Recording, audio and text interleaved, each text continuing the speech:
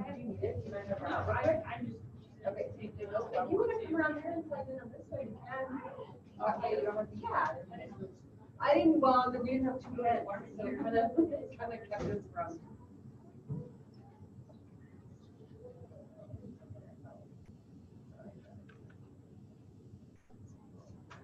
There's evaluation sheet and help yourself a bunch.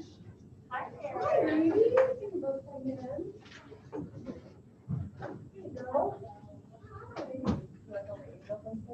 Yep. Yep. So well, good. I'm glad.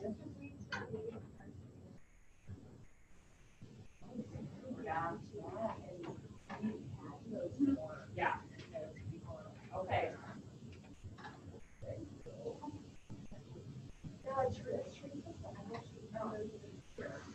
Hello.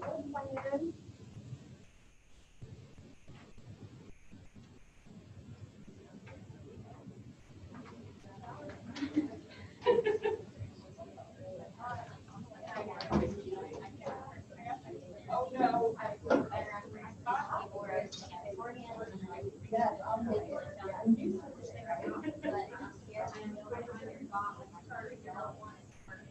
Oh, God. Well, I get it.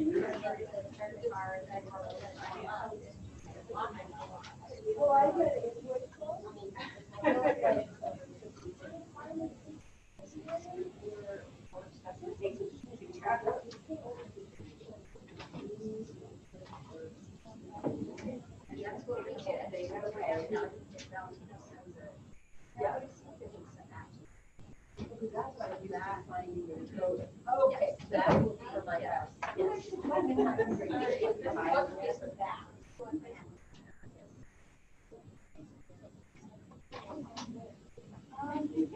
Yeah, that works. Oh, yeah. There you go.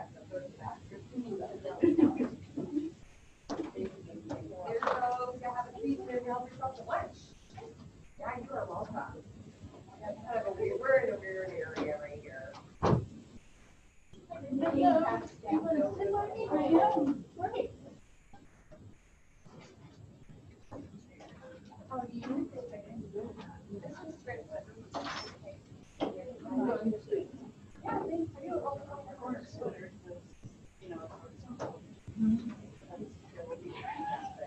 No, it feels good. Why did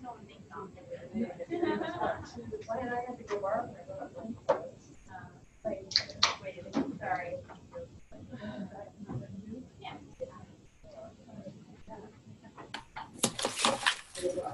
No, that's okay.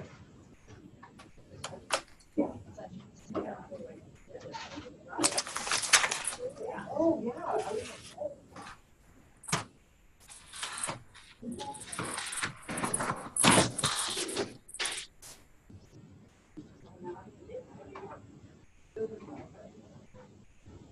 Hello.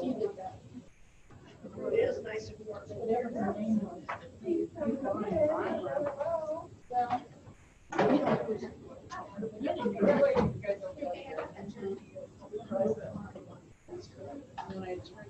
You are amazing. I am amazing. No, it's amazing.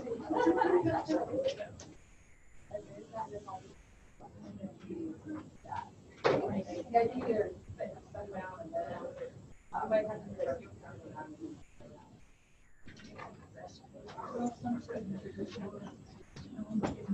Oh, hi. You want to share too, Scott, or you get it? No. Flash drive? Yep. Sorry. I'll move it. That's fine. She's got some forest. That's good. Yes, I did. Oh, like that. Yeah. Oh, no, I'm good. Well, I bought you one. So Oh, perfect. No, I'm good. Well, if you'd rather go home, I'll okay. Okay. I'm gonna take my tea. Which, Epigenetic. Yep, there are a couple of hot ones in there. Okay, if not, we'll find out. I'm not sure. We'll try. And if they don't, they don't. Exactly. That's awesome. Now if I could just talk. You guys want to grab a seat and Let's get the rest of the day off. Huh? took the rest of the day off. Don't forget to sign in, yeah. I'm maxed out on vacation time. So I need to burn it. Oh my gosh. Well, burn it with everybody. I'll burn it with you.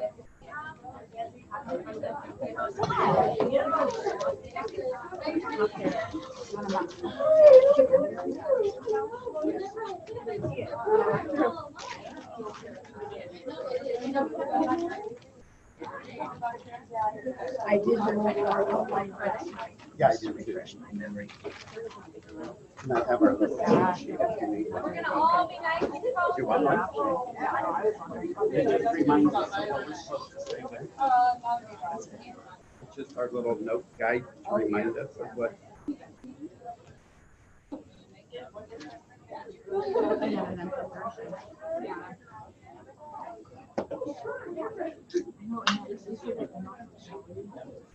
I kind of was reading, I don't know how I got I had the whole handout and then when I took last night.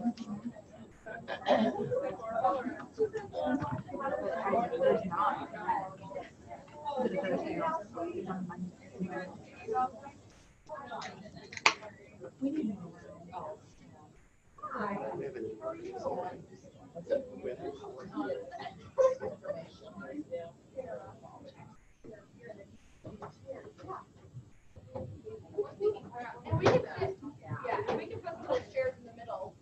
People can sit in that center area.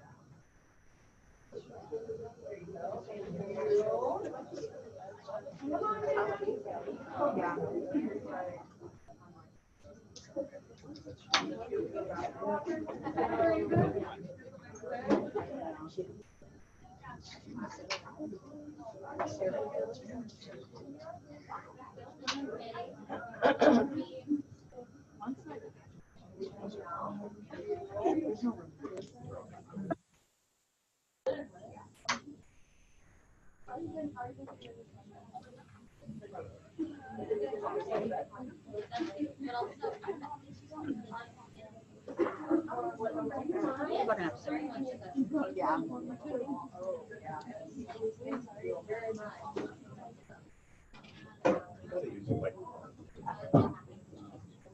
That's right.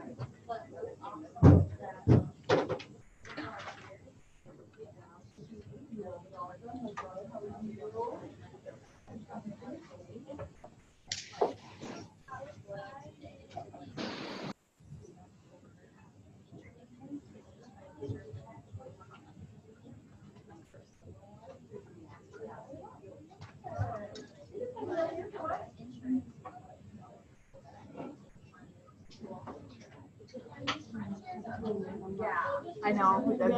That's what I mean. Yeah.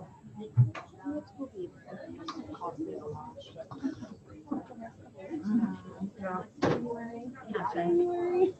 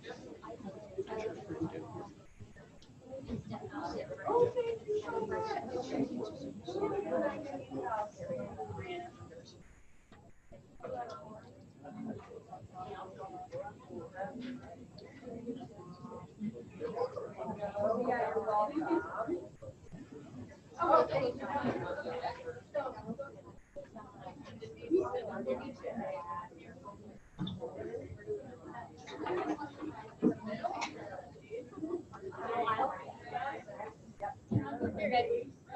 Take some chairs and have them down.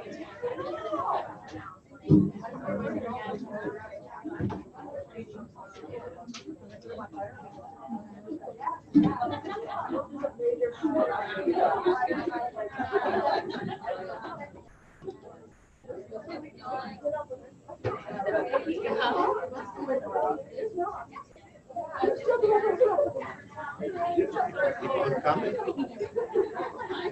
You're famous. I just want to be near you.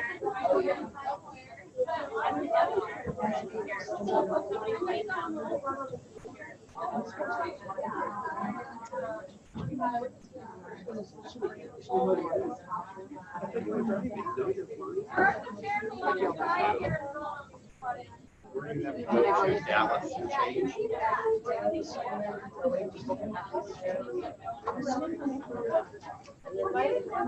Yeah, it's on the email, Sarah. Thank you.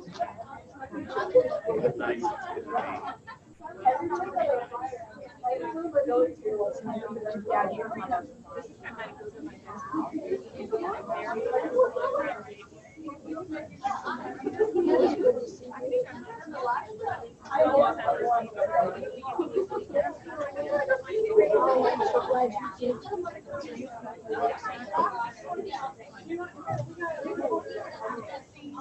It's good to be.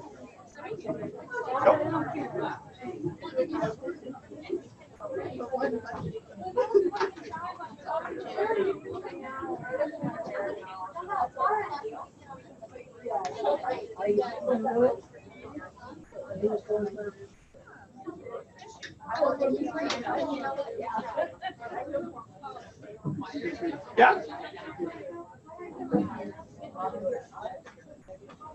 Anybody who's not going to evaluate like stress? Ready? Oh, wow. Awesome. Yeah, what do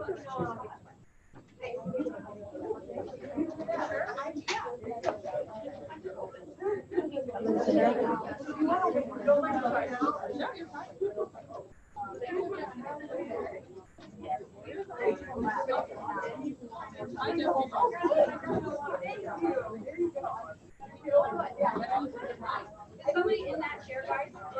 They are.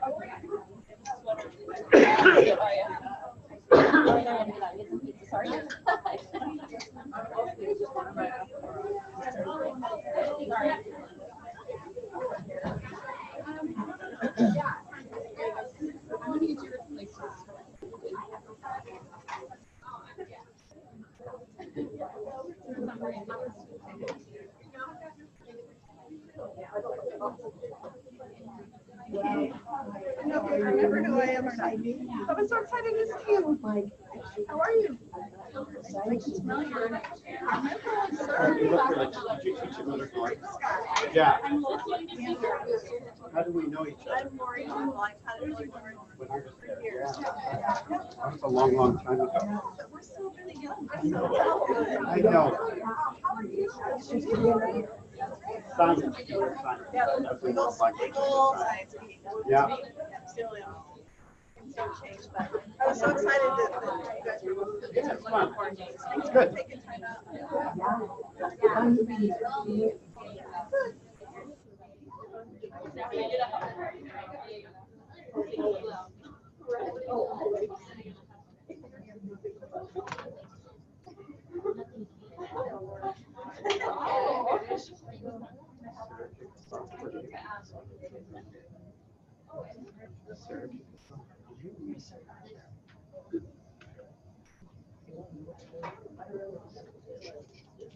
Don't expect that from you.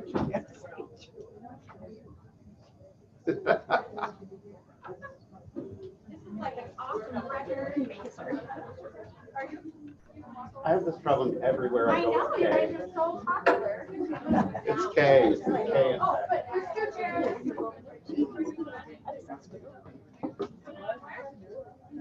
There's two.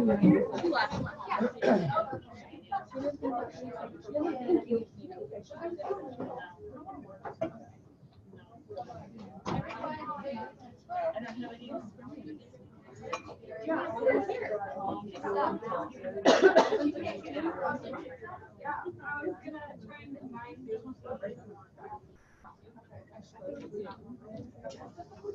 Well, there you go. Create another.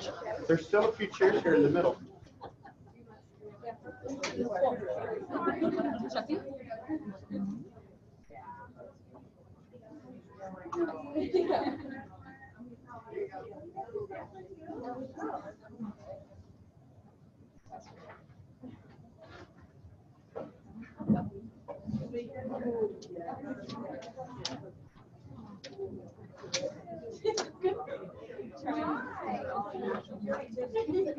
I'm happy that act then. He's on here.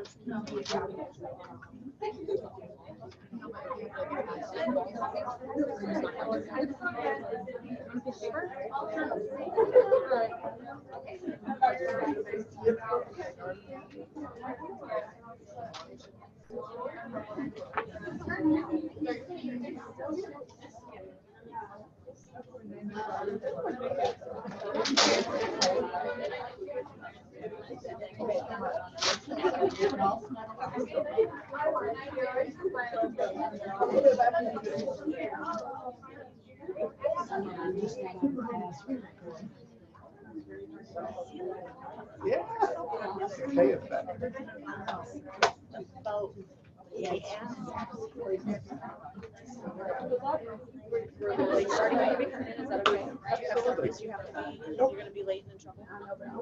I took the whole afternoon off. And I had hot days. He won't remember yet. I help you out. Oh, my gosh. All right, we're gonna go ahead and get ready to get started.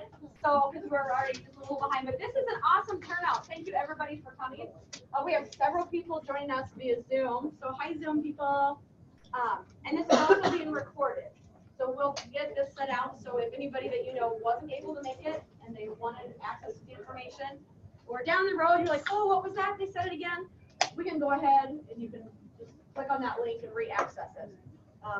Yeah, if you're turned backwards, we'll kind of switch you guys face front. So a little extra pizza table here, huh? You good? So they will do a little introduction themselves, but I really want to make sure we all extend our gratitude to Kay Fronholm and Scott Butler, who are here to share with us some of their personal and professional work that they have done with epigenetics. So really looking at how that family trauma gets passed down from generation to generation. I had seen them at a grief conference that I went to at Creighton, and immediately, we've been friends for years, like it's probably going on 20 almost. I know, we're dating ourselves. But right afterwards, I said, oh gosh, can we please bring this and share it at Clarkson? Because I think this will be something that regardless of which program you're in will be helpful to you professionally and kind of understanding maybe where patients are coming from and why people are the way they are, but also personally. I know when I went to the workshop, there's kind of some enlightening moments for myself. Oh, that makes sense now. So we'll get some of those, not to set the bar real high, but I think you will definitely find this a worthwhile experience, and we thank you for being here. And thank you for having us.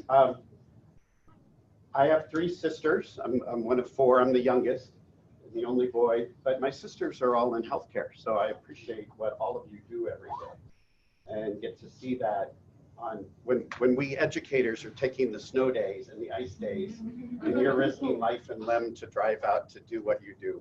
We very much appreciate you.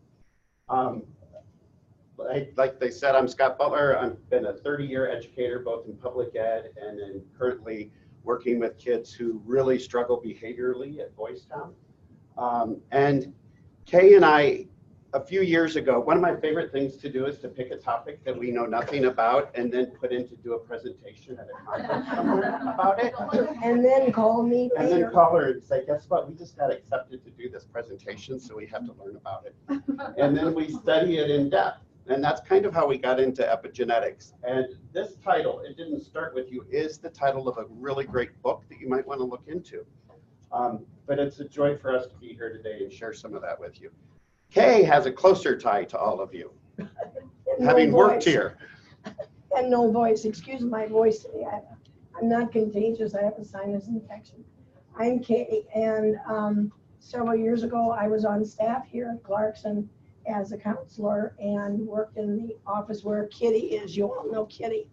And so that was probably the most fun I've ever had as a counselor, to work with young people in profession preparation. And but I was a counselor in Miller for 27 years, and then I was in private practice for about 15, and then I was at Clarkson for about 2.5 years. So yeah. You have to tell them. Yeah, they were adding it up in their head. Yeah. Just celebrated my 107th birthday. That's right. That's right. It's just a fascinating topic, and I do want to tell you a little bit about my family when we get to that point. And I hope you can just tolerate my voice today, since I'm just a soprano deluxe, but not today. So we approached this topic as educators, but also licensed mental health practitioners. Kay and I both have our therapy license, and this was really insightful. But probably more importantly, we approached it as individuals with our own stories. So we read about the research that's out there on this kind of trauma. Epigenetics is inherited trauma. And then really applied it to our own lives. And today, Kay's going to tell you her story that we worked through over a series of weeks as we studied this. So our metaphor today, good old Harry Potter up on the screen, is displaying his famous lightning bolt shaped scar. And we want to think about traumatic events as scars. So trauma actually comes from a Greek word meaning wound. So you're all experts in wounds. What do we know about them in the healing process, and what's left? I'm worried. Come on. You should know this. It's going to leave a scar. Absolutely. A big wound is going to leave a scar. Is that scar going to go away? No, it may fade, but it's always going to be there, right? Lasting traumas leave scars. What else? They take time. Absolutely. What else about healing? Absolutely. So the story and everybody's reaction to it is going to be different. How one person heals may be different than the way another person heals. They can hurt. That's right. They can get infected. If we don't take care of them, they can get infected and they can get worse. So let's keep that metaphor in mind as we go through this topic today. Already said that. So this little mouse, Kay's favorite picture, It's my favorite. is to remind us to tell you about the actual science behind epigenetics. And I drew a little science-y diagram over here. But what the research showed us was that years ago, this research is really about in the last 5 to 10 years, and they've really been looking at it in depth. We took a lovely mouse, and as we do so often, we ran all sorts of horrible experiments on him. But he's in his cage. We flood his cage with the odor of cherry blossoms, and as he's basking in that aroma, we jolt him with electricity. So we give him a trauma experience. And his brain does what it's supposed to do, and it emits all sorts of hormones and chemicals so that he can deal with that trauma, cortisol being one of the biggies. So that mouse has children, those children have children. So we come down here to the grand mice. These grand mice never knew their grandfather at all, their grandmother at all. But guess what happens when we flood their cages with the scent of cherry blossoms? Their brains emit all sorts of those chemicals. and the cortisol, their brain shows a trauma reaction. It's not their trauma. It's grandma's or grandpa's. But the physical response mechanism to that trauma has been passed down through generations. So as educators and therapists, as Kay and I are reading about this, we're like, our brains were. Because what that means is that, and we now have the science to back this, trauma has the power to express, to change how our DNA is expressed. It doesn't change the DNA sequencing, but it flips switches on our DNA. And those flip switches can be passed down from generation to generation. So it's possible that you may have certain reactions in your life, both physical, emotional, to things that don't even belong to you. Give you a good example in how this pertained to me. Somewhere around the age of 30, I had my first child. I have 4 now. And while I'd always had a little bit of anxiety growing up, my anxiety was skyrocketing when I became a parent. And Kay knows, gosh, how many coffees have we had talking about my anxiety? A lot of them. But what I tried everything to try to make sense of it, and I never could. Why at this point in my life am I experiencing so much anxiety? Well, here I am. Let's look at it from an epigenetic perspective. Here's my mom and my dad, they're thin. And my grandparents. This was what was so telling to me. My maternal grandmother's father died when she was 7. Died of the flu. My maternal grandfather's dad died when he was in 6th grade. And he had to quit school in 6th grade to go make money for the family. On my dad's side, my grandfather, his mother died when he was probably about 5. So of my 4 grandparents, 3 of them had the experience of losing a parent when they were very young. So what kind of messaging do you think they picked up around that? The trauma of losing a parent. Now I can see that those traumas probably flipped some switches in their DNA that was passed down to both my parents and to me. Now all of a sudden, when I become a parent, that experience of becoming a trigger, of becoming a parent triggers that piece in my DNA, and I end up living out their messages around this idea of losing a parent and the anxiety of losing, being lost to my children.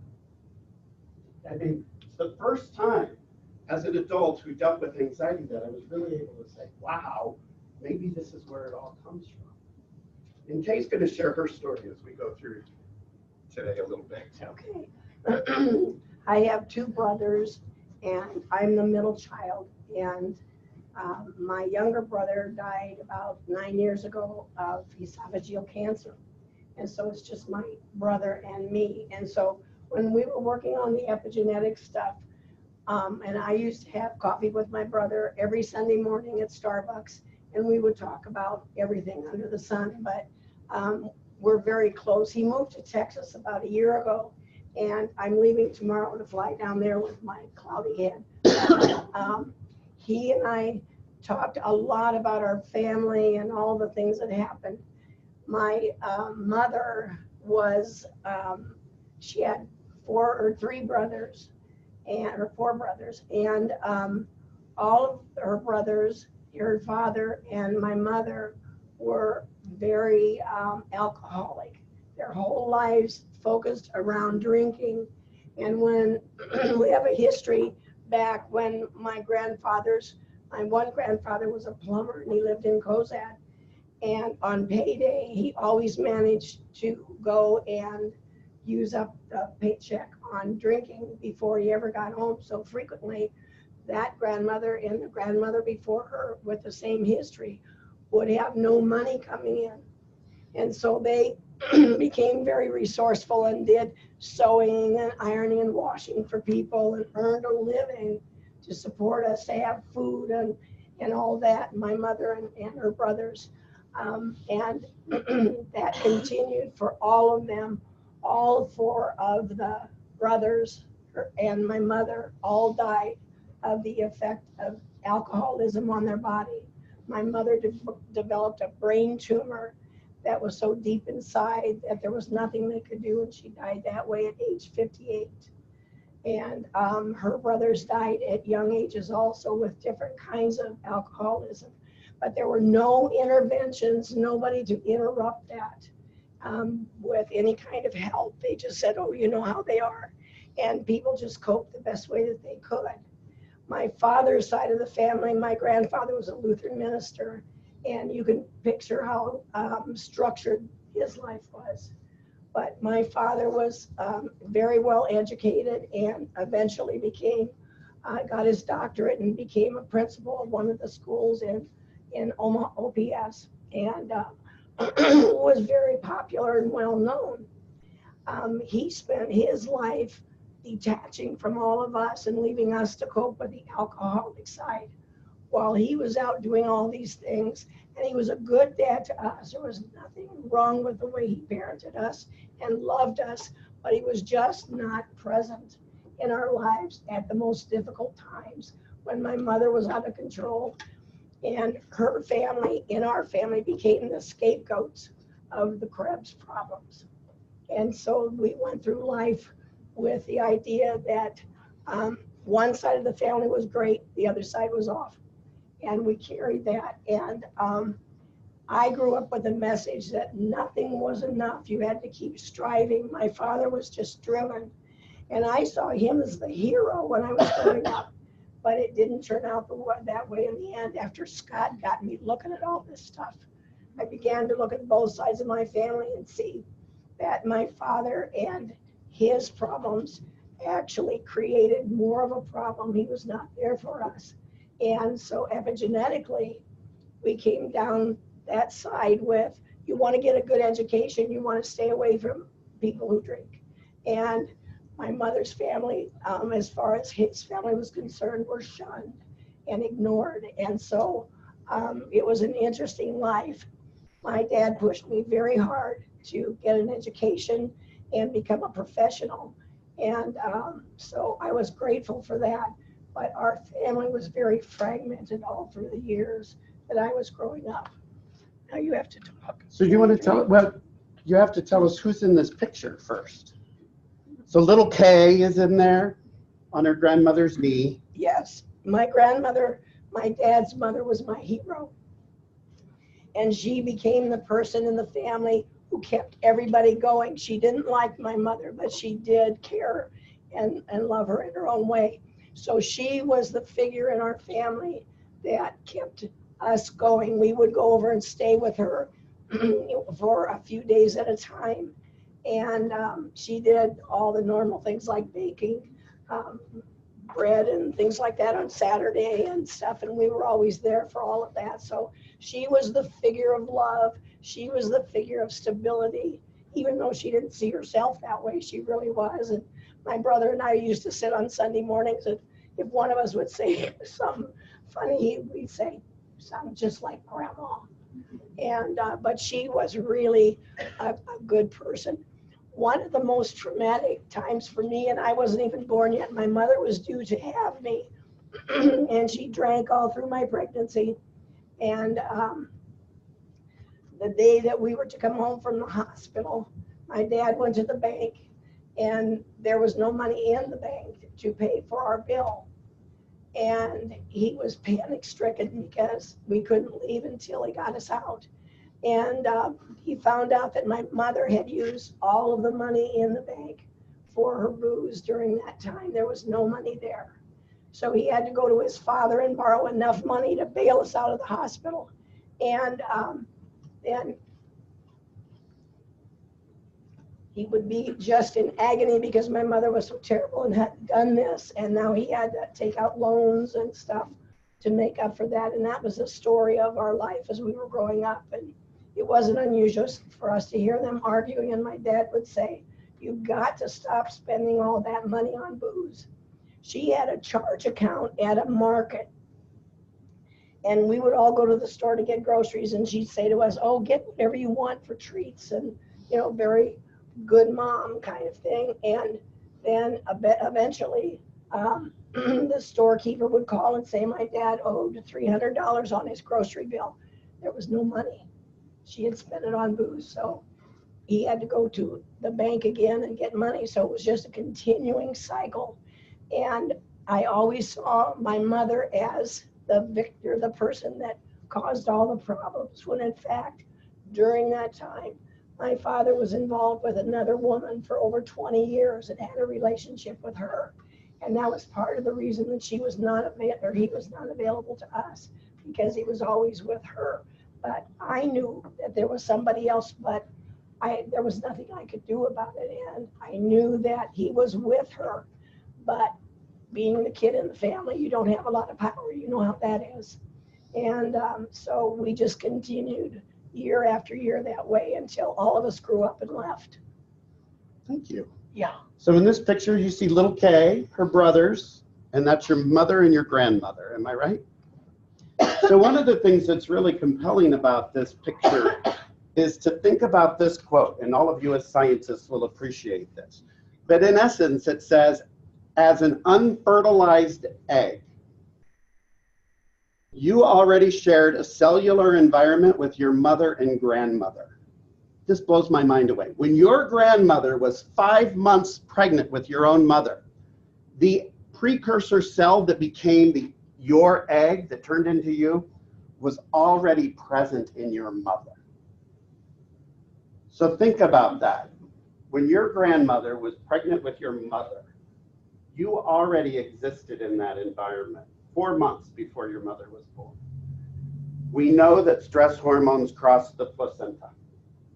Everything that was happening to your grandmother years and years before you were ever even thought of, the stresses that she was experiencing were impacting not only your unborn mother, but also all of your mother's future children. Blows my mind away, right? Isn't that just amazing to think about? So when we talk about doing epigenetic work, we have to think about this idea of genograms and family histories. How do we draw out family histories, and what do we most connect to in our past? So as Kay and I were thinking about these things and starting to identify some of these stressors and traumas in our own parents' and grandparents' lives, it was really important that we not only draw that out. So in Kay's case, she drew a genogram, her parents, her grandparents, and she started labeling it with both physical things like alcoholism, cancer, but also other kinds of traumatic experiences that occurred in her family history, suicides. But also you have to look at it from a historical perspective. Because do you think living through the Great Depression was a trauma for some people? Absolutely. Being a soldier in World War II, serving in Vietnam, these are all things that we have to be aware of. As a matter of fact, much of this epigenetic work originally focused on second, third, and fourth generation of Holocaust survivors. So there's a scientist out there by the name of Rachel Yehuda who really has done much of this work, and she can now identify the place on the specific gene that flipped for Holocaust survivors the higher likelihood of there being suffering from clinical depression. And she can trace that gene all the way back through multiple generations and say, this is when it got turned on, living in the Holocaust, and it was passed family member to family by generations. So when you look at third or fourth generation Holocaust survivors, we know that they're far more likely than non-Holocaust survivor families to experience things like depression and suicidal thinking. We can now find that spot on that gene and know exactly where it is. If trauma is strong enough to flip the switches on, awareness of it and dealing with it and working with it is strong enough to flip them back off. So once I became aware of the loss that my grandparents all experienced as children, then I can start realizing, wow, I'm experiencing this now, but it's not my experience. That's yours. Thank you for trying to pass that on to me so I'm protected from it, but I don't have to own it anymore. It's not mine.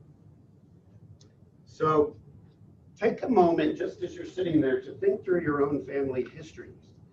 What would be those traumas in your families that might somehow be impacting you?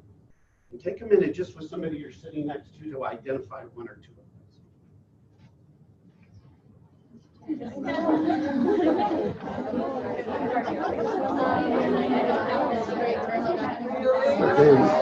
talk again about your relationship with your brother and how it's doing with the work that you tried to find out. What was the big takeaway that you're trying to get? What was the message you and I came up with? There's never enough. How about you? Yeah, I did run across it last night. Oh my gosh, I love that picture house. Is that Ron? Yeah. His Gary was 5 years younger than me. I'll never have enough. So I have to take care of it myself.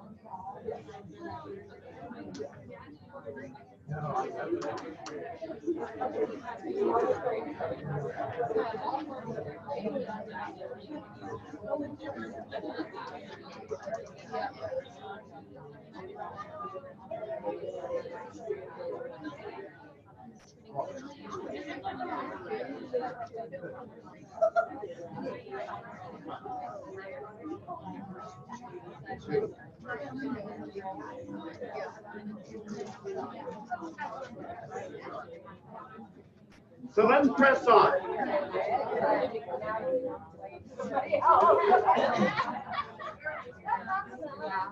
So as you start to identify those family traumas, it's important that you start associating messages with them. Like I can go back and say, my grandparents who lost their parents at a very young age, when they became parents, were probably saying, oh my gosh, I know what the impact of this. I can't let anything happen. I can't be apart from my kids. Oh, what if they experience what I experienced? So that turned into my own anxiety. That was the message that got passed to me genetically. So Kay did this. So she shared with you how on both sides of her family, there was a lot of dysfunction due to the disease of alcoholism. And as we started to say to her, so what are the messages that probably went all the way back to your grandparents?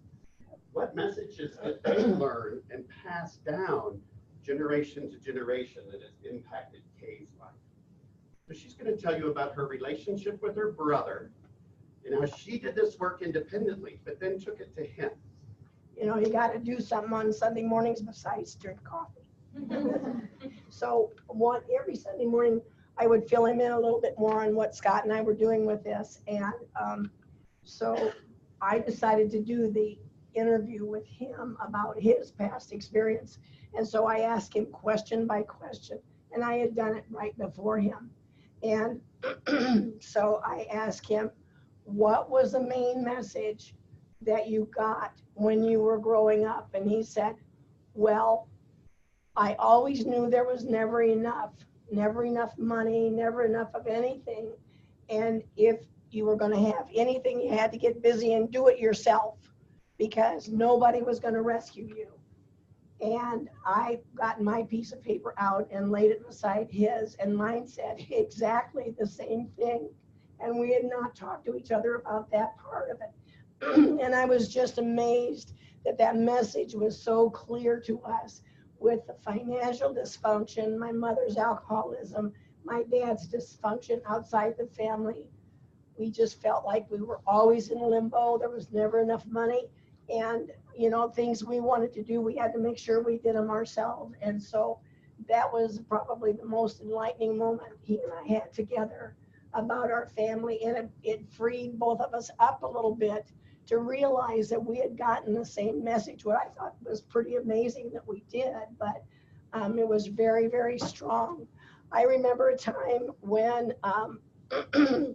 my mom wanted to go over to a house we were going to move to, and she wanted to go, and I was playing with a friend down the street, and I didn't come in time to go.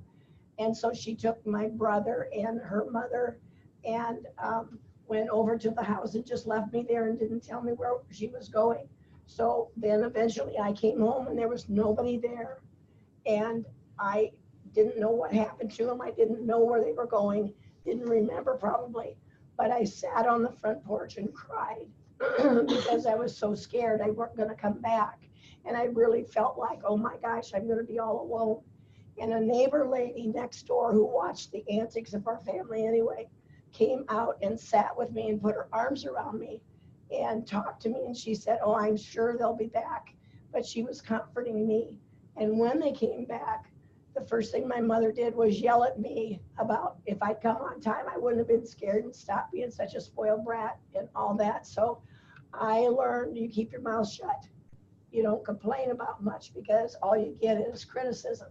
And so the strong messages of getting busy, taking care of yourself, and doing what you knew you needed to came through. And my younger brother, who's 5 years younger than me, I think suffered from some of those messages even more than my brother and I did, my older brother, because it was all spilling down and getting more chaotic. And I think he spent a life being very confused about who he was and what he should be doing. And I could see that. And he and I talked a lot about that, but I think he just was lost as to where to go with his life.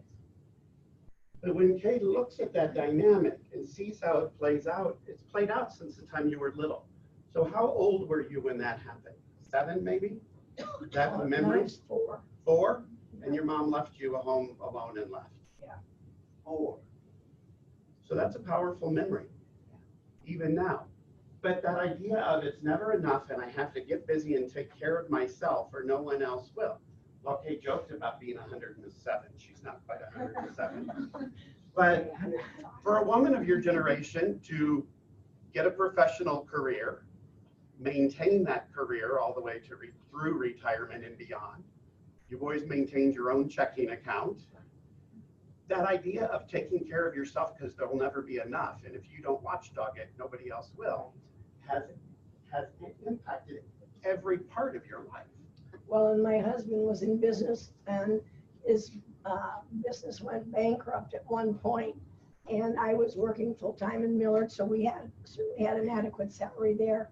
But I thought back to that after all the work we've done and thought at that time I was as calm as I could be. I said to him, we're going to be all right because we'll make it. And, you know, and then I realized that was the message again coming through.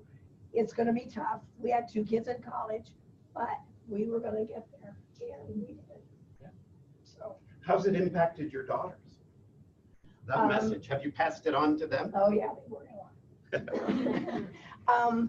Well, they're both very independent people. They're married and have families, but they have their own careers, their own interests and activities. But their family is a family. They spend time together. I look at the things they do together as families and I envy them because Raj and I were really very dysfunctional in the first years of our marriage. And if we had more of the grounding they did, I think we would have done a lot better job with them. But, you know, I just tell them it's their problem now. So, but I think that I've talked a lot about my family with the girls. They know all of that. And so I think they've got something in their background that helps them understand when things happen, that they say to themselves, oh my gosh, now what am I going to do? But then they fall back to, it's going to be okay because you can do it. So what Kay did was what Mark Wolin, who wrote this book, calls identifying your family wounds. We go back to that metaphor of wound. Only now with epigenetics, we know that the scar travels from generation to generation. The wound doesn't, but the remains of the wound do. So Kay was able to identify the messages that she was getting from her ancestors regarding this family wound of alcoholism, struggling financially, and the impact of all of that. So you already took a moment to talk about what could be some of the possible family wounds in your background. So what I'd really like you to think about is what stories have been passed down. Because oftentimes the family stories are embedded in what those wounds are. We tell our battle stories and pass those from generation to generation, and it helps us identify what this thinking is. You won't have time to do this in depth with one another. Kay and I did this. We used it as an excuse for coffee every weekend for multiple months. But just think about that. And how were those stories told? Were they told as comedies? Were they told as tragedies? Take a minute and talk to somebody right next to you about that.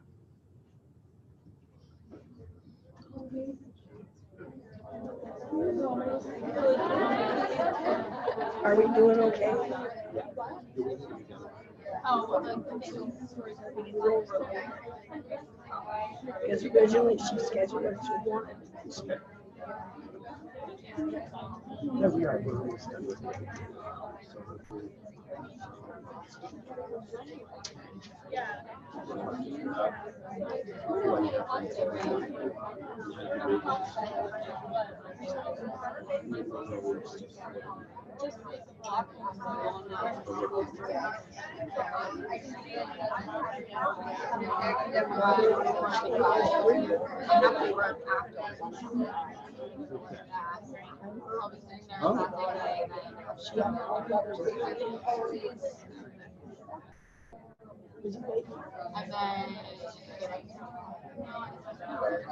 And this is so strong.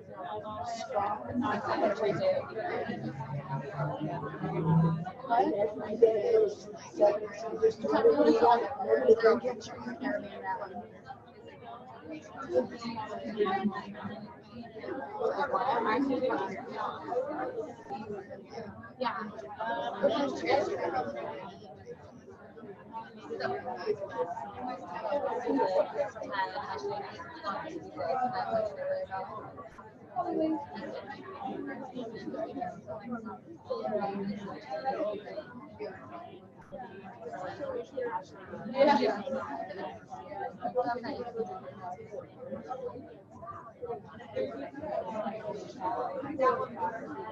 I thought you were playing the part, like, yeah, sure, we'll chat. Yeah, especially, yeah, long drive.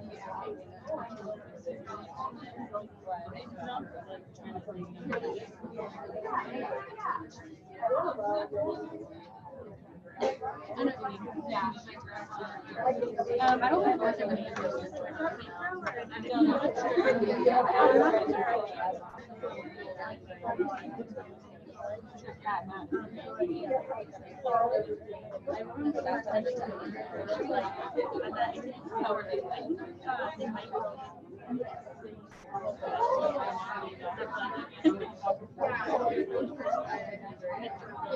Okay, just finish that thought.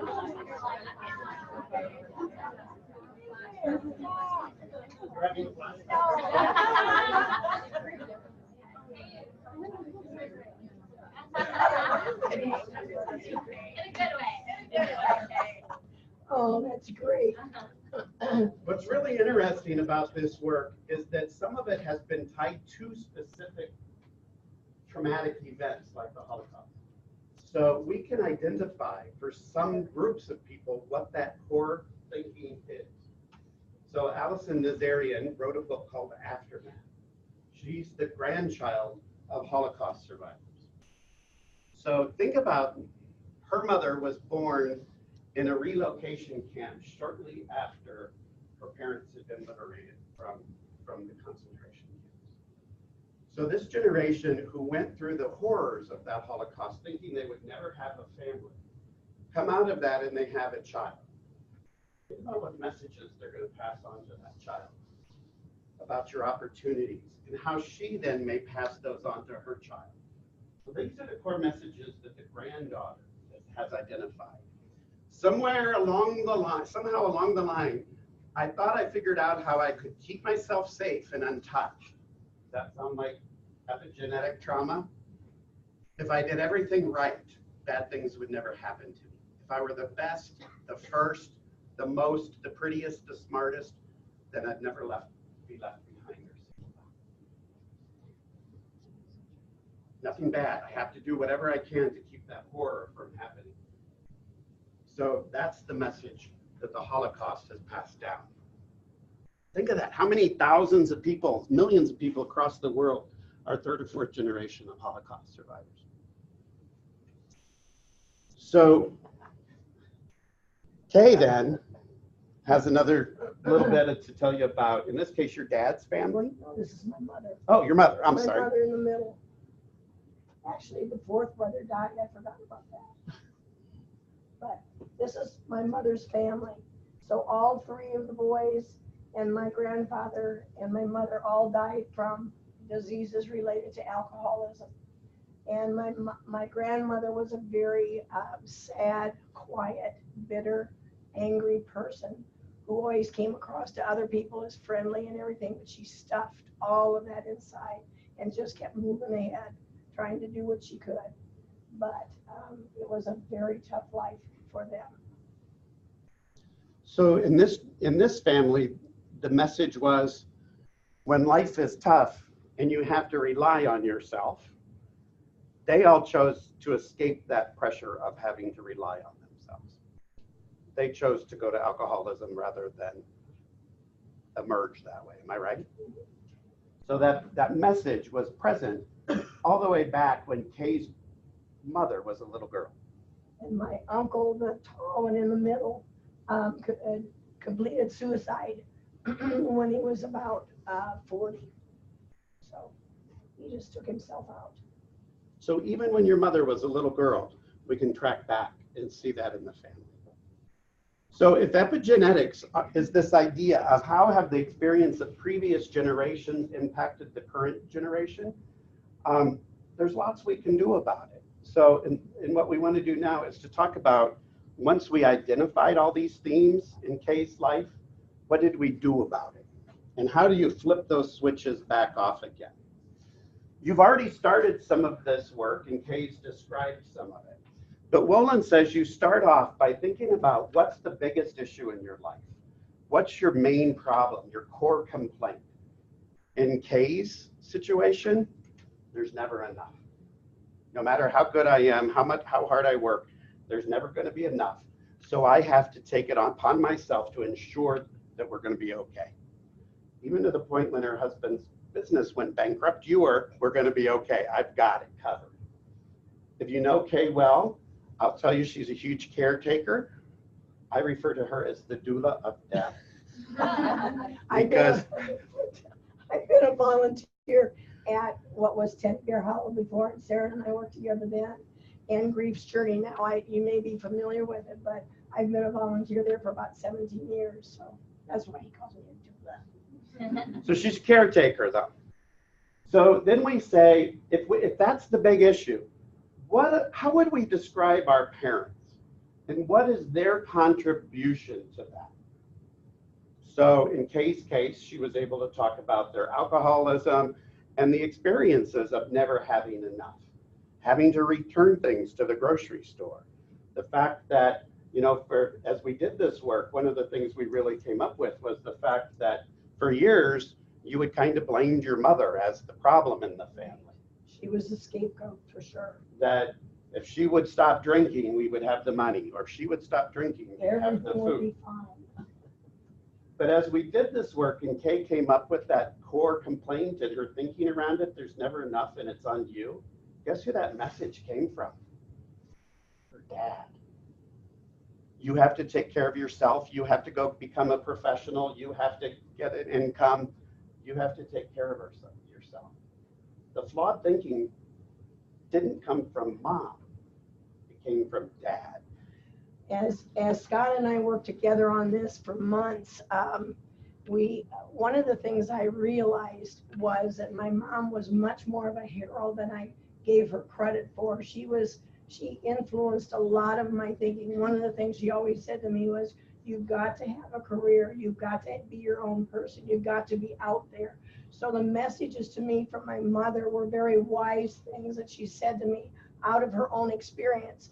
And when she did that, I thought, wow, that's interesting coming from her where she stayed home. And it's been such a difficult life. The one thing that's come out the most, I think, is recognizing that most of my life has been governed by fear.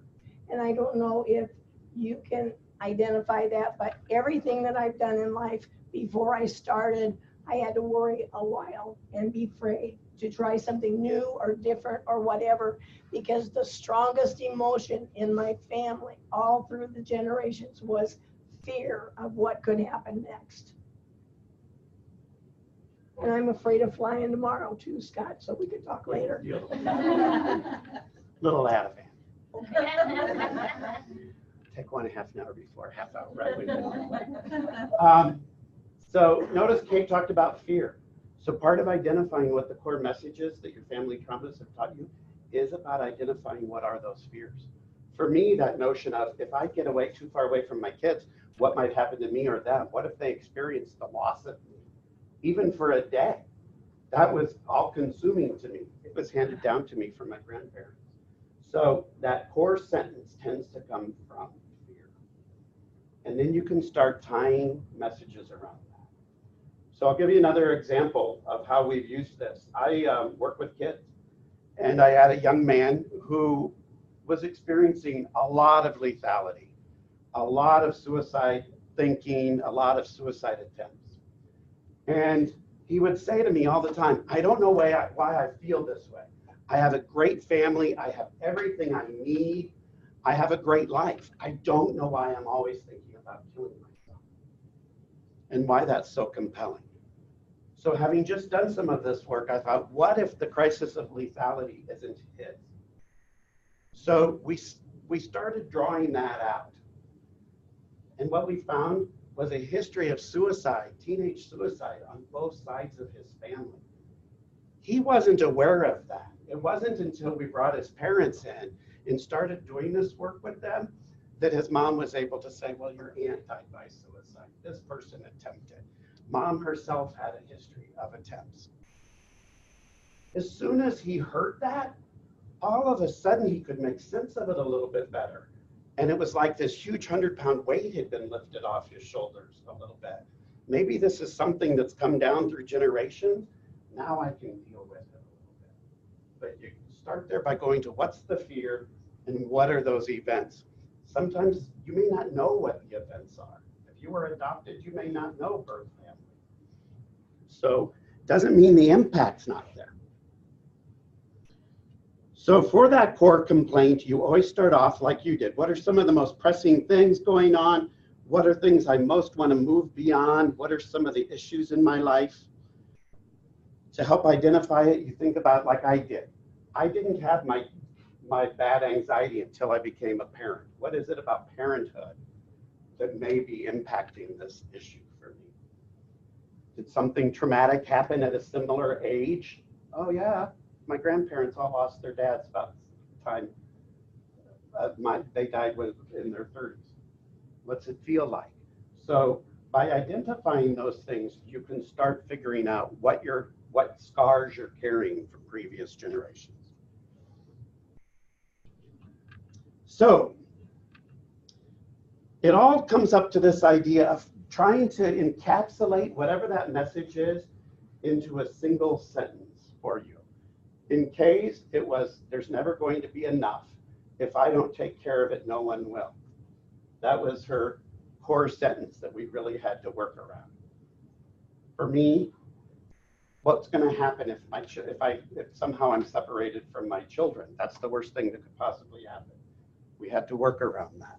So what's the actual work? And that's what I want to get to right now. So when Kay and I started talking about how do we heal this, you start out by acknowledging it. Like I said a little bit ago, I was able to acknowledge that's grandma and grandpa's trauma, not mine. I can thank them for it. It's been passed on to me because it was meant to be protective. I don't need it. Thank you for giving it to me, and I respect all the experiences you had. You must have learned a great deal by losing a parent at a very young age, and that helped to make you who you were. Good for you. I don't have to own that anymore. So just that idea of visualizing the people and releasing that trauma back to them is a good first step. You want to talk about healing sentences? Some of them are up here. One of the things that you work on after you've done a lot of processing, and when Scott and I worked together to begin with, I covered a lot of stuff, but as we talked more and more and time went by, I got beyond all of that and did a lot of work on letting go, like he's talking about. And I think the sentence that I came up with, or really helps me, that I use all the time, is now I understand why I react the way I do. It helps to understand, but I'm okay and I can move ahead and my life is good. And, I think you have to develop some kind of mantra that becomes yours that says, my family is good in all of its own ways, and I can move beyond some of the troubled times and make my life what I want it to be. So if you think about some of the common experiences that people have in their families, being a Vietnam vet or a Holocaust survivor, statements back to your ancestors like, I'll honor you by living my life fully, or what happened to you won't be in vain.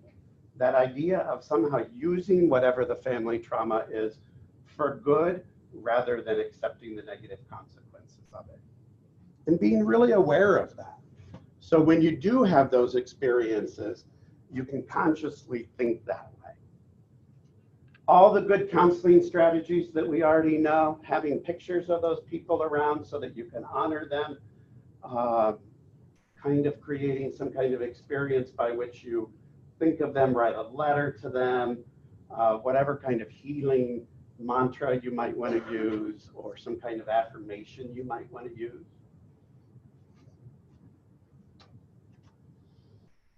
I love this quote. If you look deeply into the palm of your hand, you will see your parents and all the generations of your ancestors. All of them are alive in this moment. Each is present in your body. You're the continuation of each of these people. So even teaching somebody to really do a meditation of looking at their hand and what that means to be connected, and how everything you do in your life is somehow connected back to those people that helped bring you to where you are now. It's a powerful tool you can use with people. So as we finish up, hopefully right on time, I want to give you this opportunity to talk to people that you sat next to, and then we're going to show you a couple of resources. But I want you to have just a minute to say, what do I want to know more about based on what I just heard? What might I do? What kinds of articles might you look for? Tutorials, that kind of thing. But what's a takeaway that you'd like to do something with? Take a minute to share that with one another.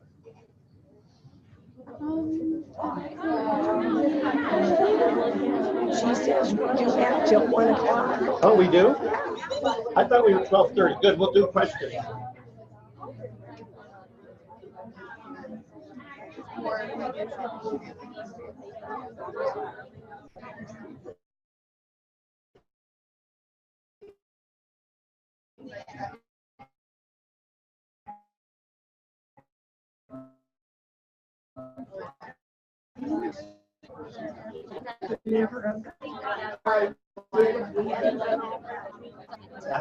I said I could never have gotten where I did with my animals had we not done all that time, all the analysis and all that. That's what's cool about it. Yeah, it is.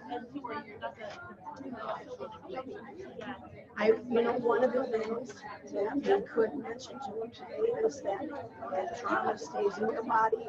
And one of the next workshops we did was the diseases and come along. Yes. Yes, let's do that.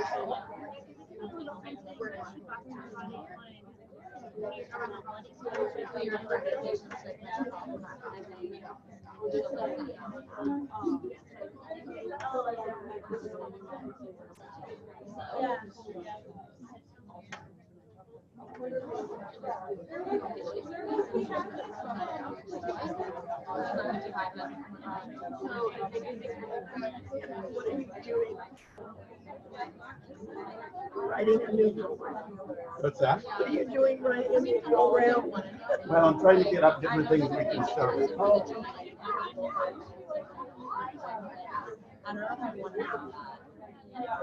But I guess, yeah, because like, you know, especially for me, how they're like, crossword puzzles, like, mind, they're afraid of working out.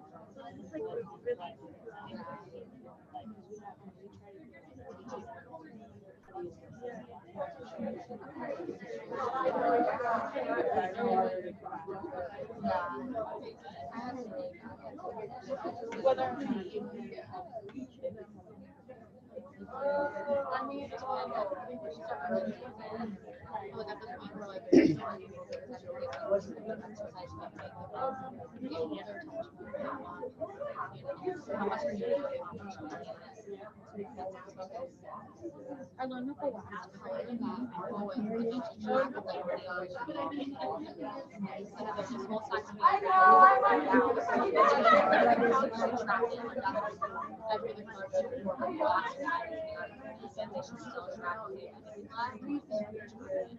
So we want to give you some resources that you could turn to, but also some that are very specific to you in the field that you're in.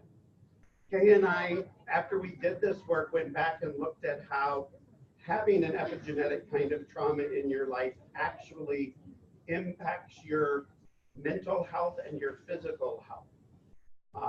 And what we know is that epigenetic trauma can manifest itself in physical disease. So one of the very first and best books about all of this is The Body Keeps the Score by Cecil Van Dul. I'm not German, I can't pronounce his name.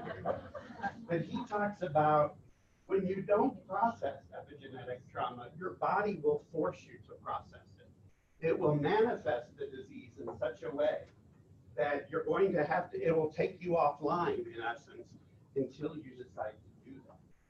So for example, I don't think it's any accident that sexual abuse in families often manifests itself in breast cancer. So if you think about some of the things that you're dealing with may have epigenetic trauma behind it. So this is just a phenomenal book. He was just in town not very long ago.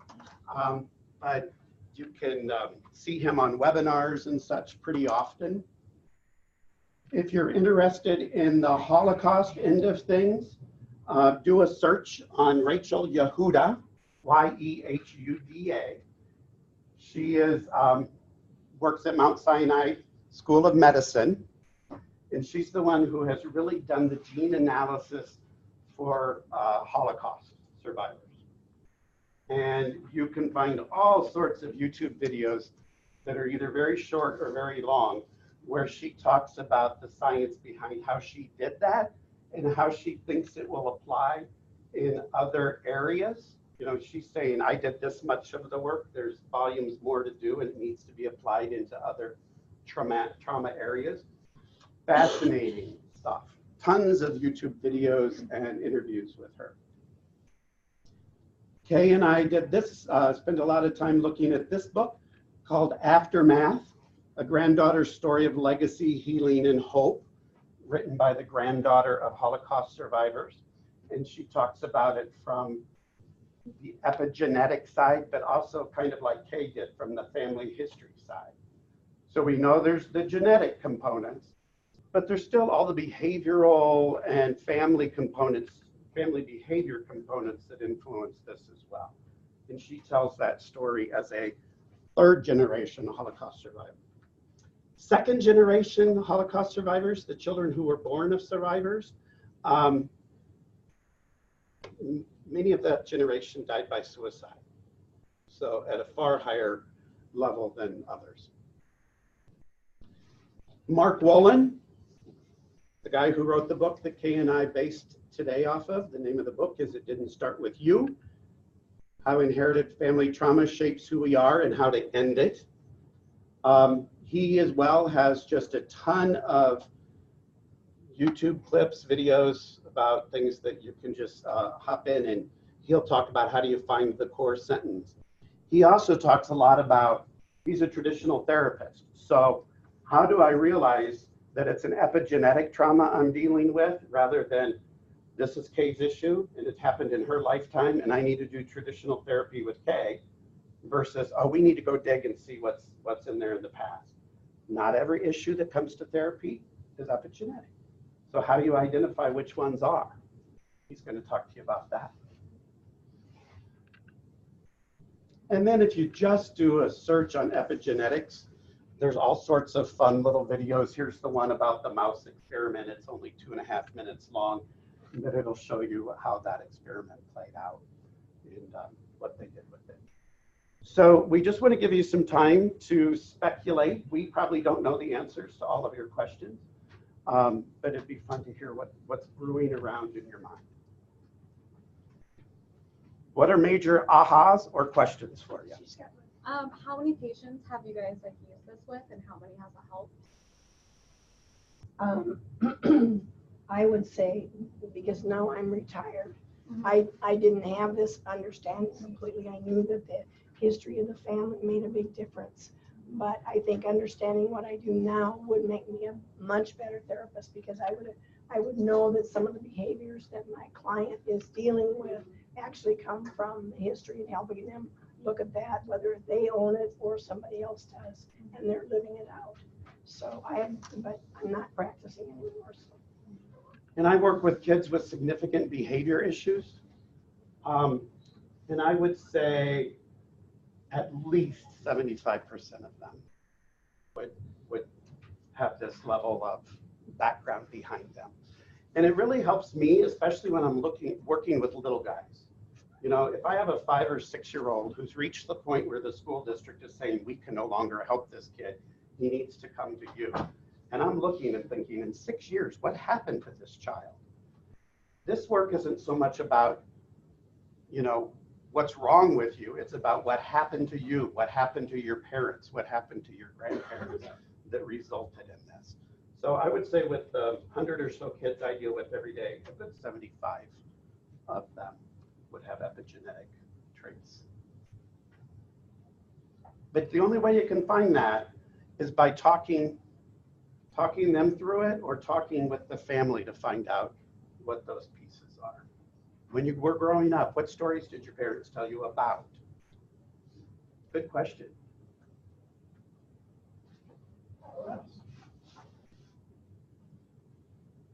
Yeah.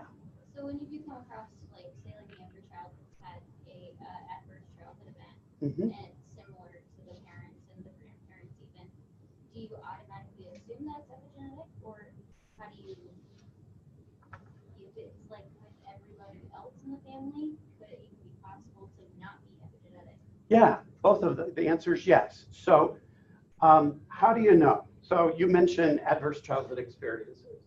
So we know the research that's out there on ACEs, right? That most of that research is focused on the 10 adverse childhood experiences that Folletti and Anda researched. If you look at somebody like, what's her name? She wrote The Deepest Well. She's a doctor in San Francisco. Yeah, Nadine Burke-Harris. In her clinic in San Francisco, she has another 6 adverse childhood experiences that she adds to the original 10. She's expanding that to say, are we really just comfortable with 10, or can there be a whole host of other things that qualify? What Wolin will tell you is you have to listen to how the family talks about it to determine if it's epigenetic or if it's just in this single generation. If there's family stories around it, they're referencing, oh, you're so much like your uncle, you're so much like this person, that become more family-based stories, then you need to go look at the epigenetic side of it too. That's how he knows. Or if people are experiencing a lot of psychological distress, but they keep saying to you, I don't know where it's from. I've tried to figure it out and I can't figure it out. That would be a sign to say, go look for it. So yeah, both. What else?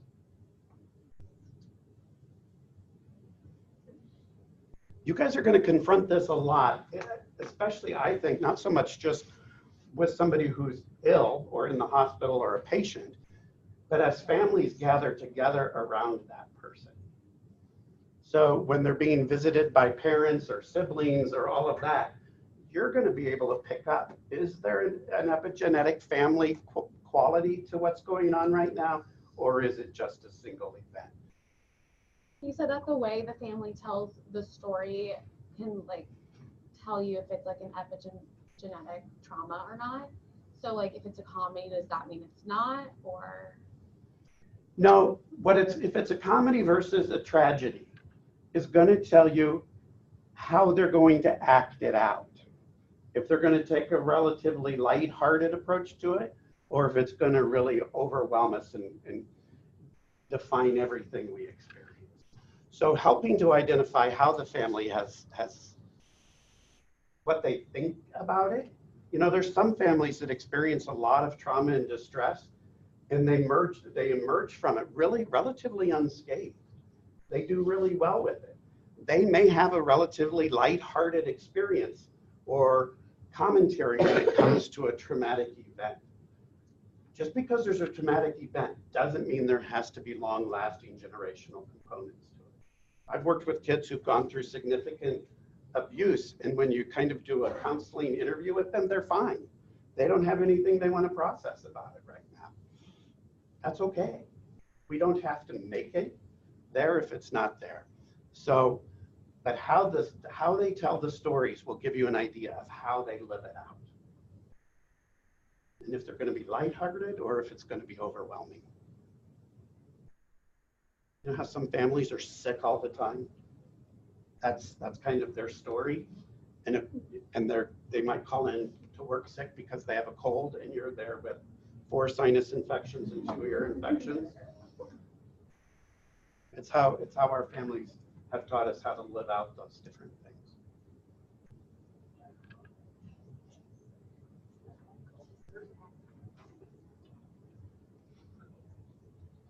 Anything else for the good of the cause?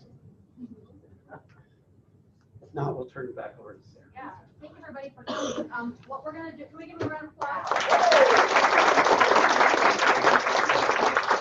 You guys find this useful?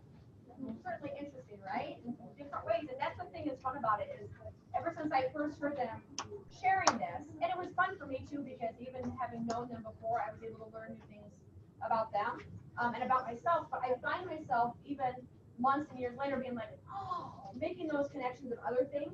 So you'll find that too, other things that make more sense over time. So it's nice you get to keep learning and growing. Julie's going to do a quick, we have gift card giveaways always, just so you guys know who students to come, so we're going to randomly draw. Yep. So, well. Yeah, and then please don't forget to fill out your evaluations and just get them on the door or on the table on your way out the door. That would be great. Okay, so our first gift card goes to Monica B. Over here, Monica. Can you get this down, please? Oh, thank you. Second one goes to Madison Jensen. Oh, Madison! Oh, I'm stuck in here. Yay! And then the last one goes to Eric. Oh my gosh, $50.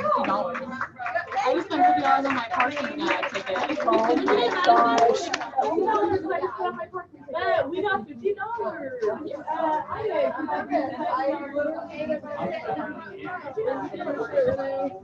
Yeah. So I got that reimbursed. Yeah, that is lucky. Okay.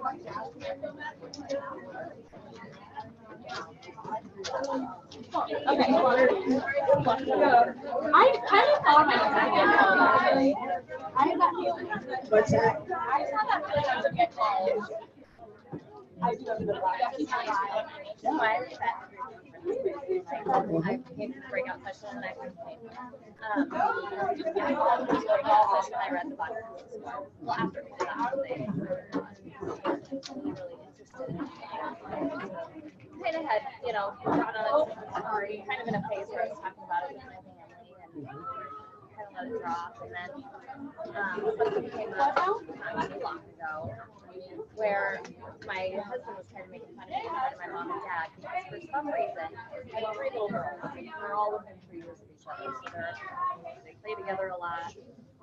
When they laugh, when they're playing together, they start laughing instantly. And I have to go and I say, stop, calm down, be quiet. Like, and my husband's always like, you're a mother of 2 girls who are playing and laughing. Like, why is that? I don't know. It's weird. I don't know, but it's one of those things where it's a switch. And I can't even, before I can even say, okay, no, this is a good sound, I go, stop, calm down. I'm the counselor, calm down, fine. And so my husband was saying something about that in front of my mom and dad. And my mom said, well, it's funny. She said, sometimes when they do that, she doesn't remember it with me and my brother. She said, sometimes when they do that, father's not true, and I'll tell you why it is. So my mom's dad was diagnosed with she was 3 and her sister was 1. And they were playing. Just like we were playing. Laughing and boom. Oh, there you go. And she said, I just remember it. They went from laughing to Really? and That's amazing. her mom remarried. Her stepfather was extremely abusive. And she said, every time the abuse happened, and she would be laughing uncontrollably. Did you know? And I was like, oh, So there's a genetic I mean, flip it in was, there that I says chilled. laughter is a risk. You have to protect yourself from the Stop laughter. laughing. Yes. That makes so much sense.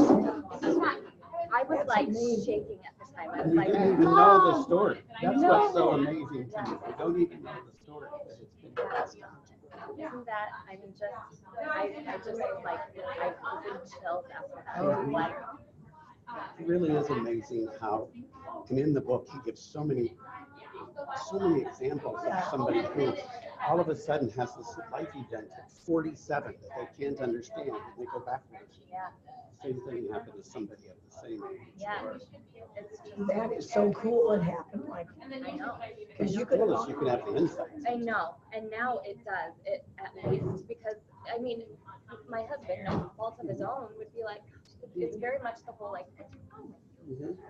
And now we can say, okay, that's not my. Yeah, it's not my story. I don't have to live it out. I know I'm there. It's going to trigger That's me, not, but I can breathe Yeah. and let you laugh. that was huge. so thank you guys. That's so cool. It really Thank you for inspired sharing me to that. be curious. Yeah. So I thank you for that. Oh, I love the Bessel Vanderbilt. Yes, That's yes. so, Yes, I would like to read, now because I haven't read it. yeah, it's on paperback. Is it? Yep. I'll have to check it out. Thank you very You much. betcha. What a piece of pizza. Lukewarm.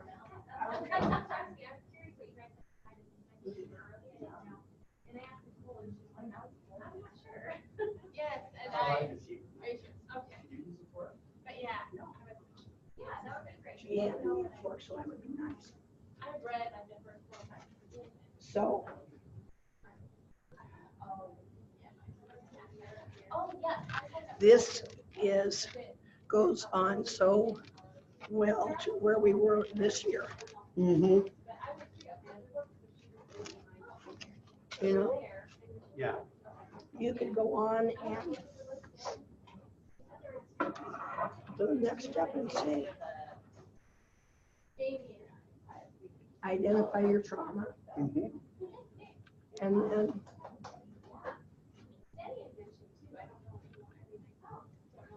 at what age did it happen, and then talking about how many years they go by before you even recognize it as impact. I just find in your case, I mean, your generation of women were not equipped to go on and be professional and work a full career. And